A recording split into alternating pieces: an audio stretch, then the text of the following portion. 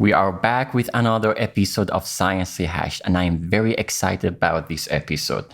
In the past few weeks, I have been reading a lot about medical history, and some of the historical facts are really surprising and weird. For example, in the time of the ancient Greeks, a doctor could earn a good reputation simply by being able to guess who would recover and who would die from an illness.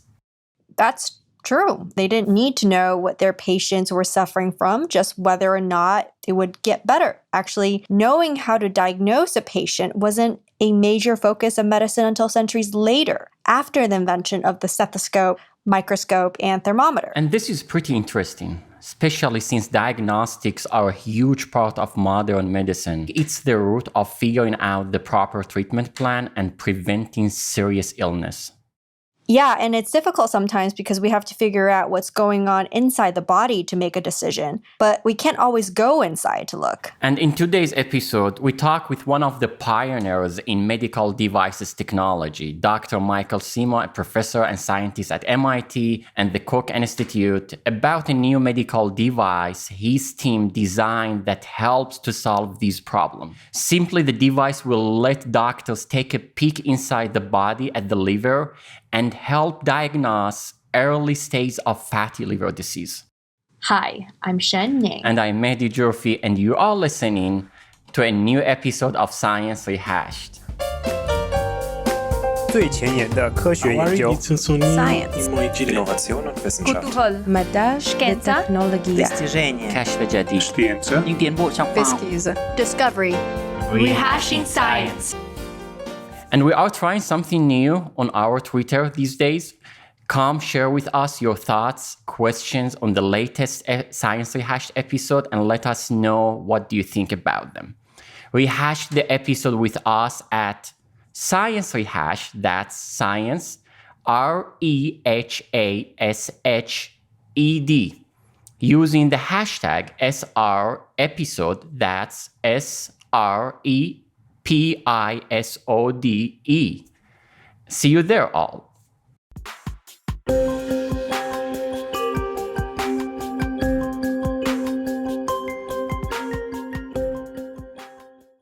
Thank you very much again, Dr. Cima, for joining us today. If you would like to take a few minutes and introduce yourself to our audience. Well, I'm Michael Cima. I am a professor at MIT. I've been here 34 years as a faculty member, and I'm in the engineering school. I'm associate dean of the engineering school, and I'm a researcher here at the Koch Institute, which is a Center for Cancer Research. But I do work in all kinds of biomedical engineering, and I have a particular emphasis on single compartment drug delivery and diagnostics. That's great. Can you tell us a little more about your background? Have you always been engineering? And what fields have you kind of dipped your toes in? Yeah, well, over quite a few decades, I've been involved in a lot of different things. I started my career as a chemical engineer, PhD in chemical engineering from UC Berkeley. By accident, I got a job offer from MIT in the material science department. That's another story. Came here and fashioned myself to be a material scientist and engineer. So it's material science and engineering here at MIT. We call it Course 3. But I had never taken a biology class. So mostly my work when I started here was in the field of colloids and materials processing, very heavy engineering emphasis on that. And I was one of the early groups anywhere working on what's now called 3D printing. I got started consulting for these various companies, not knowing what really anything about drug development or biomedical engineering, and basically taught myself via work with these companies, and it affected my research. So now all I do is biomedical engineering, but it took 3 decades for that to happen. And so now I teach a course in medical product development. It's hard to believe. Never taken a biology class. In fact, the first pharmaceutical company I started, my basic reaction was, well, how hard could that be? Because I didn't know how hard it was. So it's been a tremendous amount of fun. Thank you, Dr. Cima. I cannot wait to hear more about the exciting work you have been doing in the field of diagnostics. Stay with us to hear more. If you're enjoying the show and want to help us keep making the content we do make, please consider becoming one of our patrons on Patreon.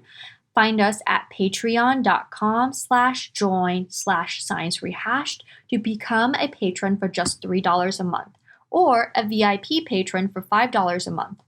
Our first 10 VIP patrons will receive a free Science Rehash water bottle. What's cooler than that? Maybe our episode? Let's get back to it.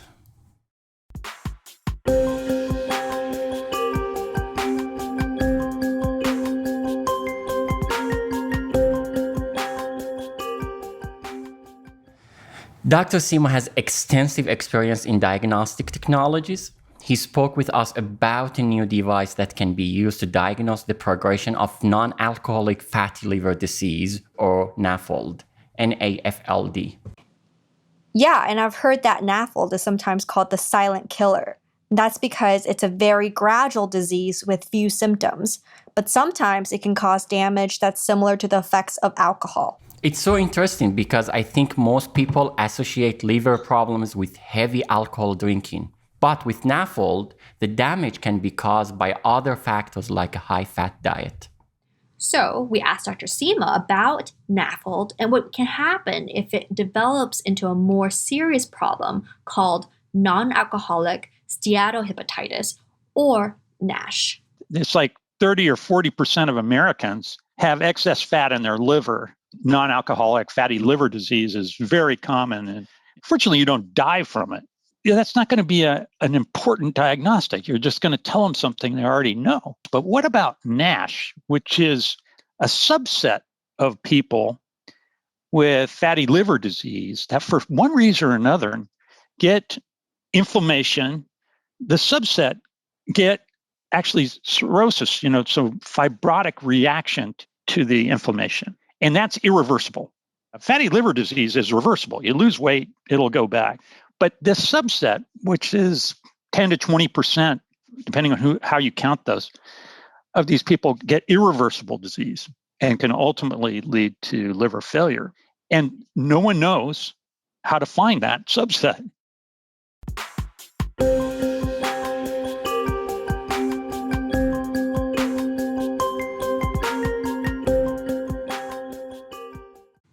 And with this in mind, over the course of 14 years, Dr. Cima and some of his creative students capitalized on the principles of nuclear magnetic resonance, or NMR, to create a device to be used in diagnostics.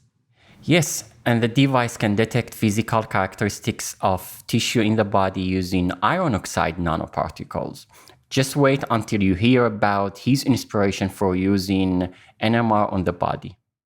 The change in these particles could be measured by a technology that's very similar to NMR. It is an NMR-based technology. And so when we founded P2 Biosystems, I did a lot of work on making small, you can think of them very small NMR machines.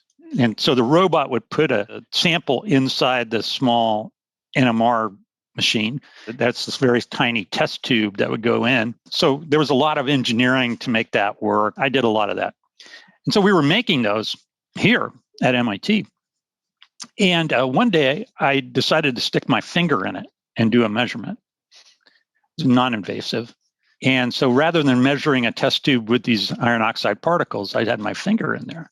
And then the student and I asked the question, what is it telling me? Long story short, we decided it was telling us was about the properties of water in my finger. Each compartment of my finger, intercellular space, extracellular space, the fat, and all that kind of stuff. I was getting information from each of those water molecules. And in fact, in theory, you could mathematically extract the property of water in each one of those compartments. So we weren't using it as an MRI. We were using it as an NMR machine, very closely related, but instead of imaging, it was being used to measure the bulk property of the finger. Okay, I'm going to have to interject here and give a quick word to our listeners. This doesn't mean that you should go stick your fingers in machines to make your next big discovery. But sometimes a little curiosity goes a long way. Okay, let's keep listening to our talk with Dr. Cima. I can imagine that there were many steps along the way from that first discovery with the NMR machine in your finger. And I saw that a few years ago you were on a study in dialysis patient that had to do with this property of water you were just telling us about. So can you tell us how that work connects to what we are talking about today in the liver?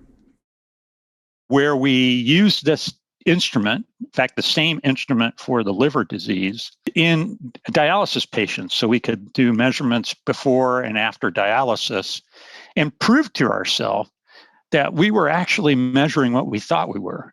Because in dialysis, they're removing fluid. So we had kind of the perfect situation. You have the patient before, you remove a liter of fluid, and you have the patient after. That worked, and we're still growing that. In fact, I'm hoping to start another clinical trial within the next 6 months in that patient population.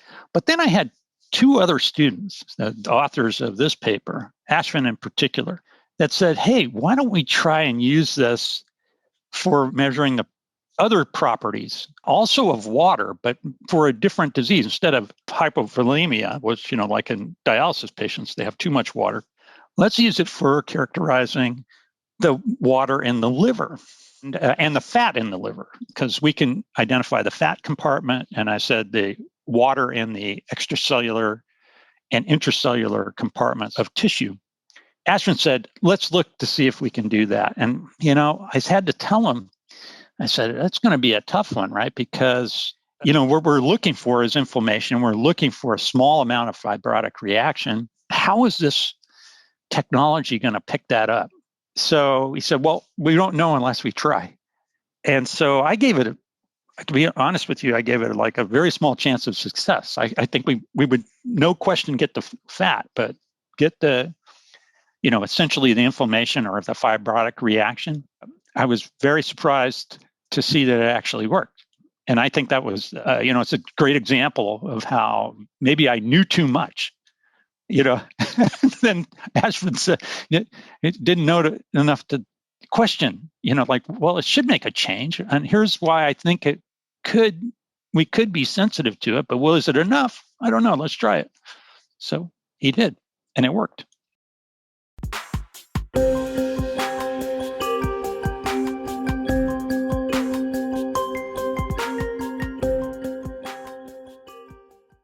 Hi, listeners. Don't forget to tell us what you think of Science Rehashed by leaving us a review on Apple Podcast. I'll be reading a new review every episode, so head over to Apple Podcast now to tell us your thoughts.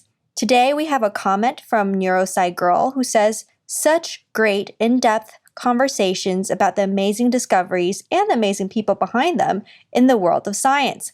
Love listening to all the great questions from the hosts and all the stories shared by the guests. Go to Apple Podcasts and your comment might be featured in our next episode. Now, back to our episode.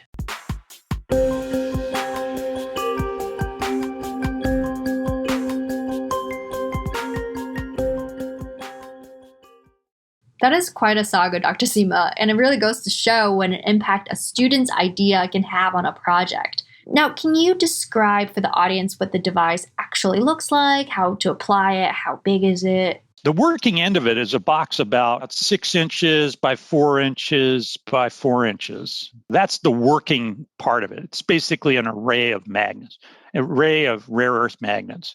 And the top of it is a little coil, and that you push up against the tissue. And then what happens is that it's not measuring the material at the surface, but some millimeters into the tissue is a volume that you're measuring. So that's the working end of it. But actually how it appears in the clinic, this is, neodymium magnets, so they're pretty heavy. So this thing's heavy. You don't want people carrying it around. They could drop it on their foot or something like that. So we actually have it on a cart, a very small cart that's got a laptop in it and some other electronics to process the signals.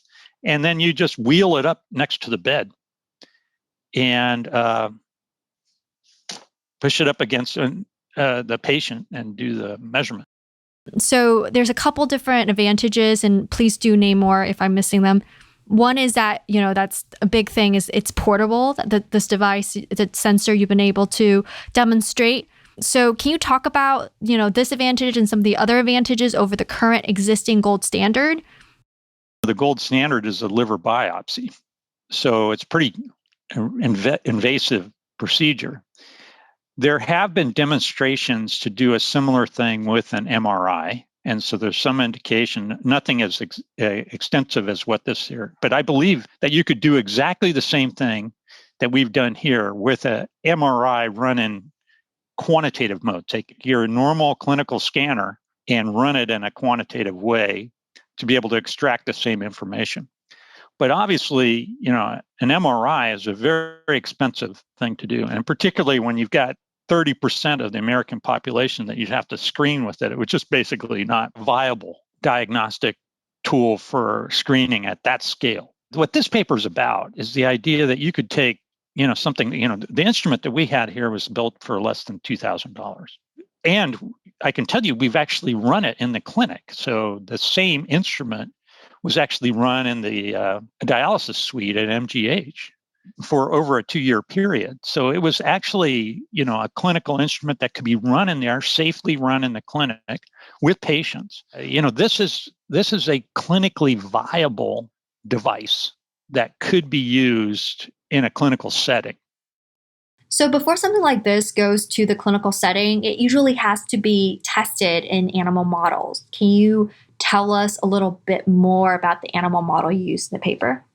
In our animal studies, the specificity is quite good. So the true negative rate is like 100%. The staging, it goes down, I think in the worst case for stage 2 fibrosis, it was down at like 80% sensitivity. Specificity is still pretty high. The good thing about this kind of test is you want very high specificity. You don't want to be sending somebody for a liver biopsy when they didn't need one.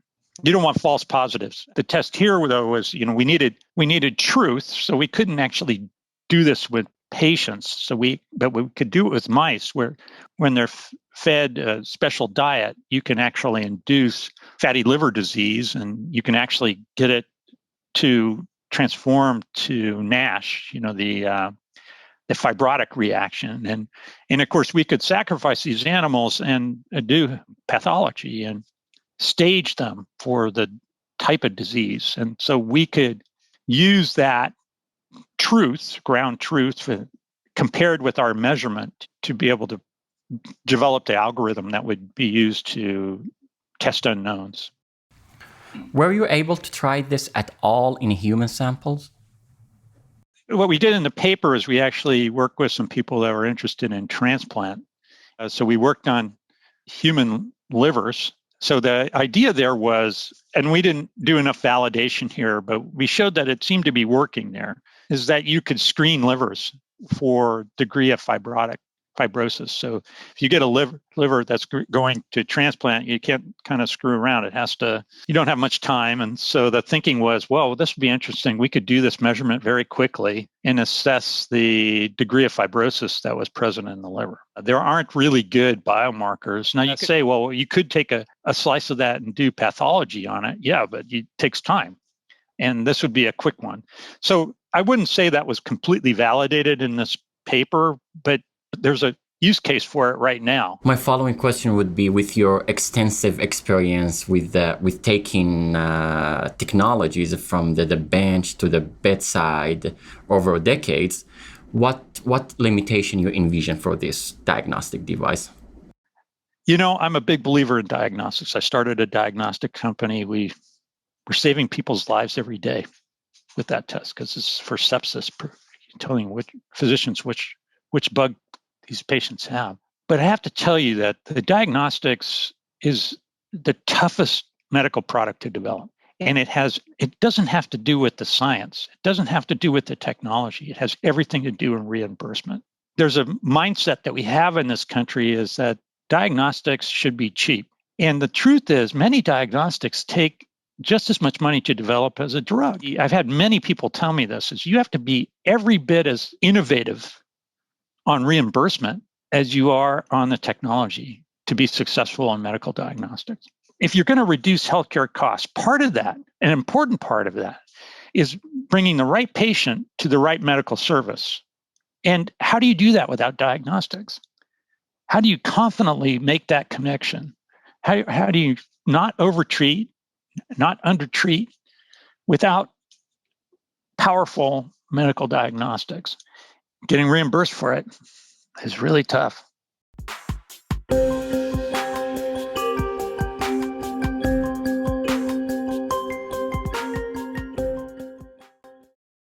Do you think you envision this technology replacing biopsies in the future, or will it be just a screen for whether a patient needs a biopsy or not? In other words, do you imagine this product would actually be able to be applied in the clinic? In the product development world, we would say, where is it positioned? It would be positioned prior to anything as invasive as a liver biopsy. You can envision anybody that was even thought to have advanced stages of fatty liver disease, which is becoming NASH, or earlier than NASH. That would, this paper showed that it's detecting fibrosis earlier than sort of clinical evidence, other types of clinical evidence. So if it only worked at very advanced, you'd see patients' skin starting to turn yellow and stuff like that. Not that far, but this is pre-clinical symptoms. You'd be able to identify these patients before they advance to, stage 2 NASH. And that's important because while you can't reverse it, you can work to change the progression of the disease by changing the patient's habits.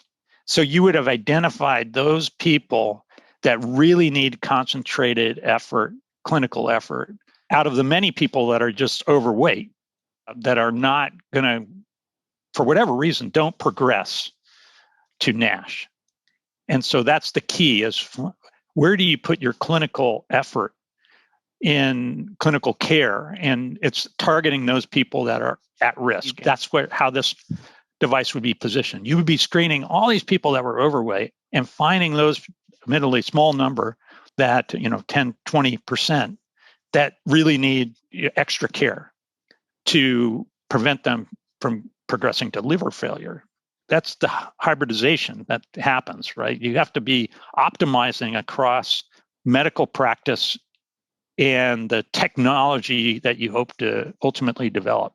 Sometimes it's not what you thought it would be. The first indication may not be what you thought it would be, simply because of that. Thank you so much, Dr. Cima. We really appreciate you coming and talking to us about the intricacies of medical product development, how this non-invasive technology could really help with liver disease diagnosis.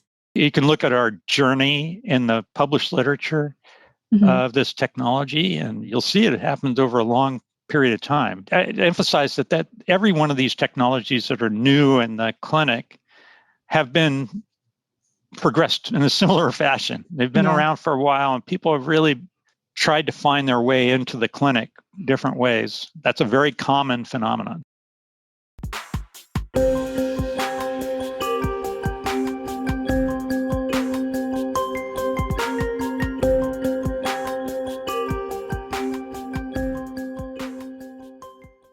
I am certainly inspired by how one small idea 14 years ago became the basis for a really important medical device that will hopefully change the way we think about diagnosis. And it sounds like Dr. Cima gives a lot of credit to his students that he's worked with over the years. So if you're a student out there listening, something you're working on in the lab right now may seem small, but could turn out to be just a small piece to a very large 14-year puzzle. This is absolutely right, Shin. I would like to thank all our listeners and remind you that you can support Science Rehashed by becoming our Patreon on Patreon. Visit patreon.com/join/sciencerehash to join. And join us for our next episode, where we will be talking to Dr. Anna Ivanova about another puzzle, the brain circuits most involved in understanding computer code. Now, that's something I like to know. See you next time.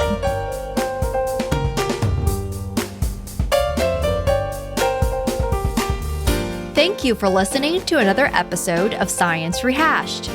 This episode was written by Lauren Granada, edited by Finn Dowling, and mixed by Jared Warsoff. The cover art for this episode is created by our creative director, Emma Brand. The cover art for this episode was created by our creative director, Emma Brand.